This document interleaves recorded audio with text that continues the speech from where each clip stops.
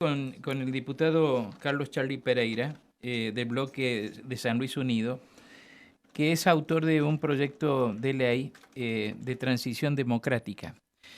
El tema, nosotros lo habíamos enunciado días pasados, como la necesidad de cubrir ciertos vacíos legales, a lo mejor, y también para fijar criterios en cuanto al tema de la transición entre un gobierno y otro, sobre todo cuando se dan, miren, los tiempos tan extensos que van desde junio a diciembre para la entrega del gobierno. Ya vemos el conflicto que se ha generado aquí en San Luis con este tema también, a lo cual se refirió el gobernador de la provincia el viernes recién, ¿no?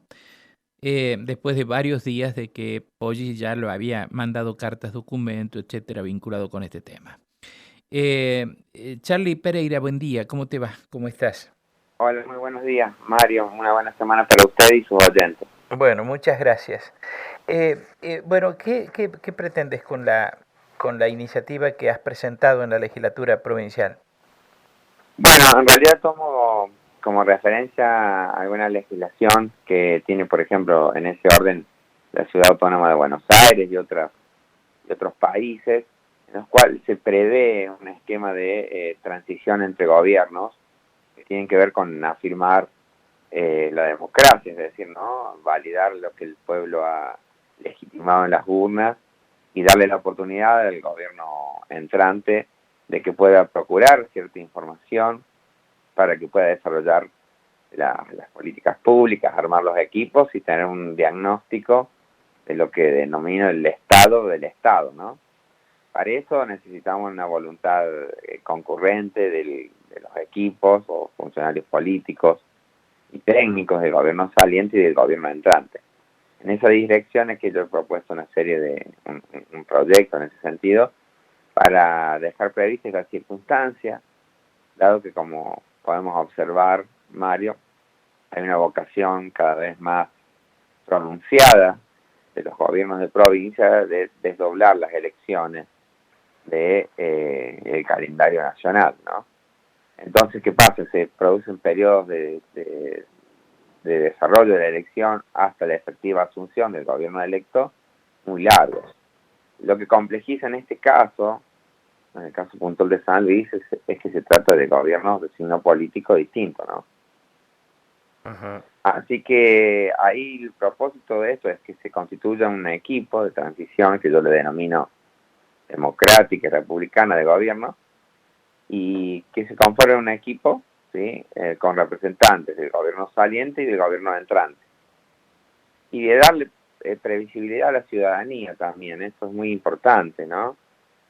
Saber de que se está velando por la correcta marcha de la administración pública, de que se van a evitar acciones que comprometan el futuro de la próxima gestión, que se preserve también la prestación regular de los servicios, porque lo que suele ocurrir es que una vez que es perdidoso el gobierno o que se ha perdido en las PASO con una diferencia por ahí considerable, se produce un estado de parálisis y a veces hasta de anomia en la administración pública, ¿no? ¿Por qué? Porque los funcionarios jerárquicos ya entran en un estado de ordenar la retirada, como quien dice, y se suelen producir parálisis muy importantes en la gestión. Ajá. También el objeto del proyecto fue de que darle estabilidad a los agentes de la administración pública, porque habíamos advertido algunos testimonios de agentes de la administración pública en sus distintas modalidades, ¿no? De contratación o planta permanente, que estaban siendo como perseguidos o amenazados con despidos arbitrarios, dado que se les imputaba a ellos, Mario, la derrota, ¿sí? Del oficialismo. Esto tenemos muchos testimonios, fundamentalmente en el ámbito de la salud, del Ramón Carrillo. Pero entiendo también que pasó al interior de las fuerzas de seguridad, lo cual es muy grave, ¿no? Ajá. ¿Y qué piensas de la situación particular que se ha planteado ahora con motivo bueno, del resultado electoral y las expresiones que ha tenido, por ejemplo, Rodríguez Sá el viernes? Sí, sí, a ver, eh, Yo siempre, nosotros veníamos advirtiendo, Mario, y hay numerosos registros que documentan estas intervenciones, incluyendo los archivos de tu programa y los links de tu programa, que decíamos que era una... Le había llegado como el ocaso, ¿no? Al Alberto Rodríguez Sá, que eso se traducía en una mala praxis en el orden de la gestión, en la escalada también de casos vinculados a corrupción y enriquecimiento de funcionarios. Y la verdad, ahí hay un artículo incluso que publicó anoche el escribano Laborde Ibarra, el legislador, al respecto, ¿no? El día que él asume, perdón, el día que da el discurso de apertura ordinaria de sesiones, yo ya advertí que él estaba en retirada. De hecho, él hace una locución donde no habla de la coyuntura, del presente, de la gestión, no da cuenta y comienza a hacer una reseña de sus 8 periodos de gobierno, ¿verdad? Los dos primeros, del 2003 al 7, del 2007 al 11, y luego los últimos dos. Y hace una reseña de políticas que ya no tenían nada que ver, la ley del cine, de la restitución de tierra a pueblos originarios. Entonces, lo vi ya divorciado del día a día de la gestión, ¿no? En ese momento. Entonces, ¿por qué señalo esto? Esto fue el 1 de abril. Señalo que lo que pasó en el PJ, entiendo que el viernes al mediodía, es una continuidad de ese divorcio que él tiene de orden personal, intelectual y político con respecto de la realidad. Ese divorcio todavía lo implica que no acepta, no admite que ha habido una derrota que le ha hecho perder legitimidad a su gobierno, ¿no? ¿Por qué? Porque en la ciencia política se dice que hay dos legitimidades, la de origen, es decir, la gente naces validado por las urnas, y está la legitimidad de ejercicio que se suele perder, ¿no? Por un mal gobierno. Entonces acá concurren las dos cosas, una situación bastante, digamos, compleja de ese lugar. Me parece que él no ha podido dar respuesta a eso, a entender que el pueblo le revocó la legitimidad de origen, es decir, las urnas le dieron la espalda. Y tampoco, bueno, asume ser perdidoso, es decir, le imputa a la comunidad de San Luis, particularmente el departamento de Capital, no haberlo entendido, ¿no? Y fíjense cómo esto... O sea que hubo una decisión equivocada de la comunidad de San Luis. Claro, que yo en la campaña siempre dije como como candidato a intendente que él siempre ha tenido un gran resentimiento con la ciudad de San Luis, con la comunidad de San Luis. Pero eso, bueno, es para otra nota. Mire qué distinto de la actitud de Sergio Uñac de anoche. Inmediatamente se comunicó con Orrego, se puso a disposición, dijo que iba a articular una transición ordenada. ¿Qué es lo que se le debe a la comunidad? Porque lo invitó a participar de la paritaria que tiene abierta con los docentes y los estatales. claro, se mostró, ¿no? A pesar de algunos errores institucionales que venía teniendo Uñac, ¿no? Que lo llevaron, de hecho, a no poder competir como candidato a gobernador, en una decisión muy democrática. Yo creo que las palabras, los testimonios van revelando cada vez de una forma grotesca los rasgos del gobernador como político y como persona. Las expresiones de él tienen que ver con que haberse sentido como dueño del Estado y de la cosa pública, ¿sí? Entonces, el dueño no puede representarse hoy que ha perdido eso, ¿no? Hay una cuestión ahí de como un cordón umbilical entre el Estado y el gobierno y el partido, ¿no? Ahí que se ha fusionado, y que fue lo que lo ha llevado a San Luis a tener tantas deudas, ¿no? Con la democracia, y que hoy también son deudas sociales, porque por producto de la mala gestión de sus últimos años de gobierno. Yo decía en la cámara, Mario, que a ellos llevé un libro de García Márquez que se llama El otoño del patriarca, ¿no? Sí. Y bueno, que tiene que ver con esto, con estos ocasos, cuando el poder se concentra en una mano, y bueno, pasan estas cosas, digamos, es parte del psiquismo de la persona que también ha estado muchos años ahí, y siempre el poder da, cuando es casi absoluto o hegemónico, produce la sensación de que es eterno, ¿no? De que nunca va a terminar. Y bueno, o terminó y creo que todavía él no puede lidiar con esa circunstancia de haber perdido, ¿no? El hecho de, digamos, de que conserve el oficialismo provincial, la mayoría en la legislatura provincial, más allá de todas las intendencias, etcétera, que ha retenido, eh, ¿preanuncia dificultades para el gobierno de Poggi?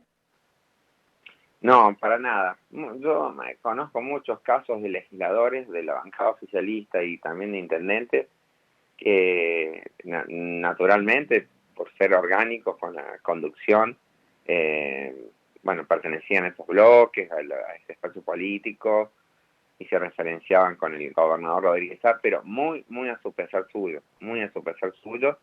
Ellos que sí tenían un conocimiento de lo que pasaba en la calle, un intendente comisionado, ¿no? En comunidades más pequeñas, sabía que las cosas se estaban haciendo mal y creo que no que va a haber una construcción de un consenso muy grande con Claudio Poggi. Es más, me adelanto a decir que muchos de ellos van a dejar el PJ. Sí, podría llegar a Sí, pasar. sí, por supuesto. Hablemoslo, Mario, cuando sean las constituciones de los bloques en abril del año que viene y vamos a ver una serie de gestos donde sí, este era un barco, esto el, el Titanic y bueno, muchos no se animaron a saltar antes, pero hoy que tienen la oportunidad lo van a hacer, porque no, no había ningún tipo, digamos, de encuentro en lo que ellos veían y lo que veían los ministros que son los hijos del poder que hicieron el trasvasamiento generacional que hizo el gobernador. Entonces estaban muy a pesar suyo, muy a pesar suyo. Yo creo que ahora van a tener un ámbito de libertad para decidir cómo orientar su pertenencia política. No, y además le voy a decir, el PJ se encaja en la cultura política del PJ, no existe como espacio político, no va a tener ningún tipo de relevancia. ¿Por qué? Porque ellos se ocuparon, hay una frase que le atribuyen los íntimos a Alberto Rodríguez, que es que las elecciones no se ganan, se compran, ¿sí? Una vez que se perdió esto, yo creo que va a haber un gran vaciamiento de ese espacio político, digamos. Al perder la caja se pierde la magia. Y en cuanto al hecho de la ocupación, digamos, en puestos claves del Estado por personal designado a lo largo del tiempo, no digo que sea designado ahora, no me refiero a designaciones de último momento. Todo eso, ¿cómo podría llegar a incidir en el desempeño del futuro gobierno? Hay jurisprudencia, hay, Mario, respecto y que tiene que ver con las buenas prácticas y a las buenas prácticas estatales, donde se han logrado, por ahí, cuando se hace una modificación del estatuto laboral durante los meses previos a las elecciones, tenemos muchos antecedentes donde el acto ahí carece de una motivación administrativa que sea válida, legítima, ¿no? Sino que estás respondiendo a un propósito clientelar o político. Entonces, ese acto está viciado de nulidad. Nosotros tenemos que analizar caso por caso, ver en qué caso, por ejemplo, si se trató de un concurso y, bueno, ocurrió durante el periodo de las elecciones, eso es una cuestión lícita, ¿no? No, Pero si a mí me se trata preocupa de... más el hecho, esa es una cuestión, pero me preocupa también más el hecho, digamos, de que paralicen sectores de la administración, que la hagan más Sí, lenta, que... no, sí, por eso digo, el escenario, nosotros nos estamos ocupando de observar esto. Hoy tenemos un encuentro con el bloque legislativo para analizar la cuenta de inversión que llegó, ¿verdad? Y fue presentado para analizar los números de la provincia. La provincia durante 3 años consecutivos ellos los negaban, pero tiene déficit fiscal, es decir, para los oyentes, la provincia está en rojo, gasta más de lo que recauda y eso, bueno, compromete la sustentabilidad de la hacienda pública de cara a futuro. Entonces queremos morigerar eso, hay que ordenarlo, corregirlo. La provincia vive desde hace tiempo de los aportes que le hace el Estado de la Nación y Alberto Fernández, ¿no? Del presidente, es decir, por eso también Rodríguez hace kirchnerisa y la obra pública poca que desarrollada también se nutre de fondos nacionales. A pesar de eso, la provincia está en rojo, porque ¿qué fue lo que pasó? Lo hemos diagnosticado, nosotros hicimos el año pasado un equipo de análisis del presupuesto de la provincia y donde advertíamos varios desequilibrios. Primero, la existencia de 30 entes, ¿no? hay entes de todos los colores y todos los Mm. gustos, son pequeñas, grandes cajas. Pequeñas porque funcionan con amigos, pero grandes en materia de fondos y presupuestos, ¿sí? Entonces ahí había una fuga de dinero también descontrolada y que no se traducía en un correlato de una acción de gestión pública relevante. Punto 1. Punto 2, advertimos un rojo tremendo en lo que es la comunicación de gobierno, es decir, la propaganda de los actos de gobierno, las campañas publicitarias en YouTube, etcétera. Pero una cosa millonaria. Y ahí es donde pensamos que había 1.600 funcionarios designados con sueldos promedios de 500.000, 600.000 pesos, que usted se hace la cuenta por 13 sueldos al año, considerando el aguinaldo, por un año, perdón, por 12 meses, da una suma de dinero que era parte del rojo de la provincia. Porque la estrategia de Rodríguez fue ir cooptando recurso humano, profesional a veces, del ámbito de San Luis para fidelizarlo políticamente, pero a costo de una caja del Estado, y no se tradujo tampoco en que tamaña cantidad de funcionarios pudiesen revertir algunos de los indicadores sociales negativos que tiene San Luis. Naturalmente que en estos meses electorales eso debe haber crecido mucho la nómina, ¿no? Así que bueno, de eso está compuesto el rojo, hay que corregir ahí tres cuestiones y bueno, orientarlo y equilibrar el presupuesto, ¿no? Charlie, muchas gracias por atenderme, gracias por la información. No, por favor, espero haber sido claro y que los oyentes lo hayan comprendido, y si no, sé que usted con su editorial me va a saber explicar. Bueno, muchas gracias, Charlie. No, por Hasta favor. cualquier momento. Carlos Charlie Pereira, diputado provincial del bloque San Luis Unido, estuvo esta mañana aquí en Nada Secreto en Radio Universidad. Vamos a la pausa, a la música y volvemos.